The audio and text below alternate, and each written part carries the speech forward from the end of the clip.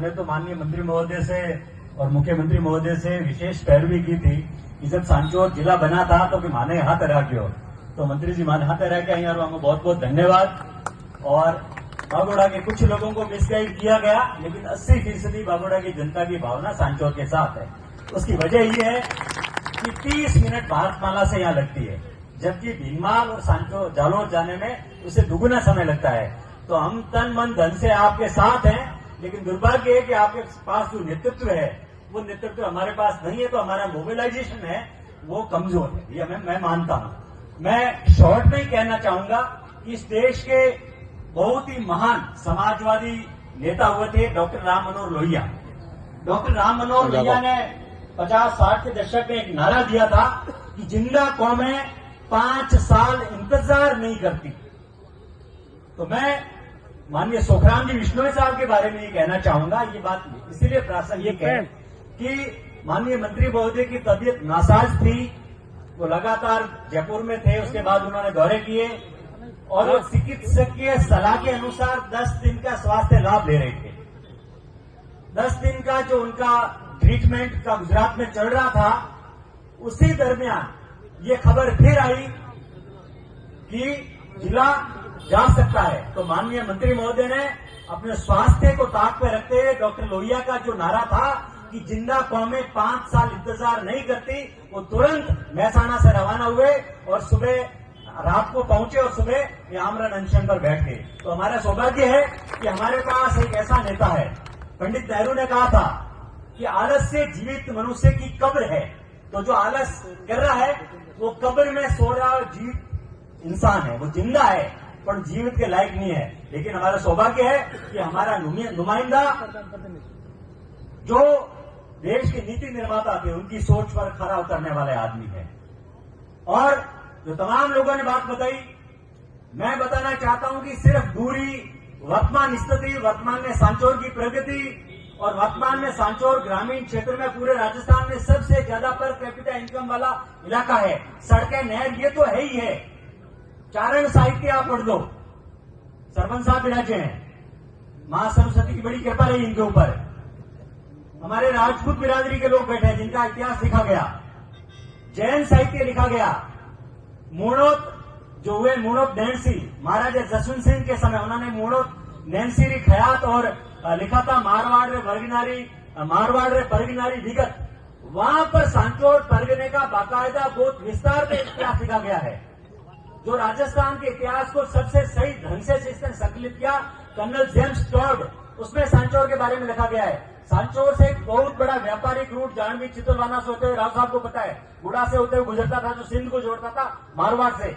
तो ऐसा नहीं है कि सांचौर का वर्तमान का इतिहास है। सांचौर तो जिला आजादी से पहले था, स्टेट के टाइम था, मध्यकालीन भारत में था।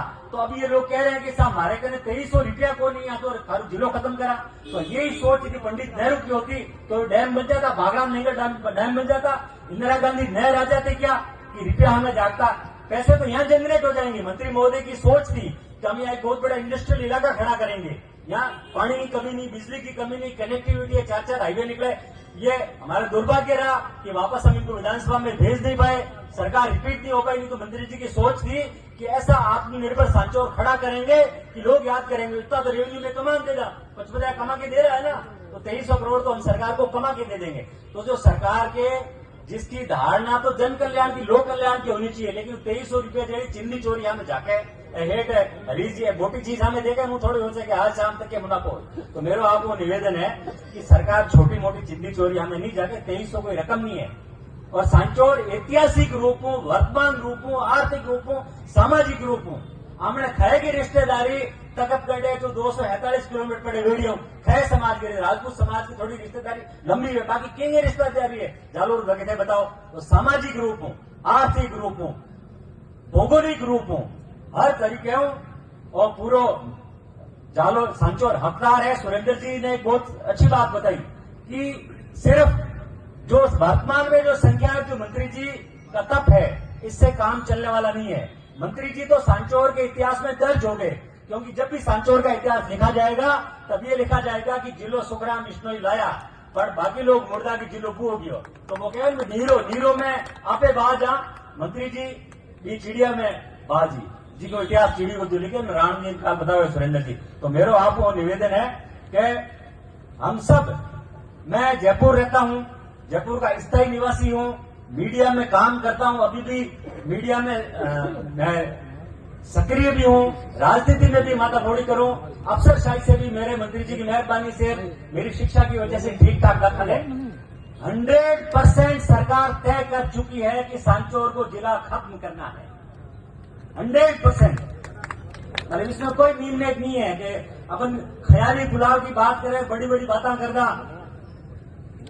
और मंत्री जी जड़ी आप सब हिम्मत रहा तो कोई हम ही नहीं जाके, क्योंकि हिम्मत वाले लोग होते हैं। पंजाब हरियाणा का किसान कितना हिम्मत वाला, उन्होंने कहा जिंदगी निकाल देंगे, ये बॉर्डर नहीं खाली करेंगे। और मोदी जी जड़ा जो कभी बैकफुट मत नहीं गया, जिंदगी के करियर में पहली बार बैकफुट मत जाना पड़े।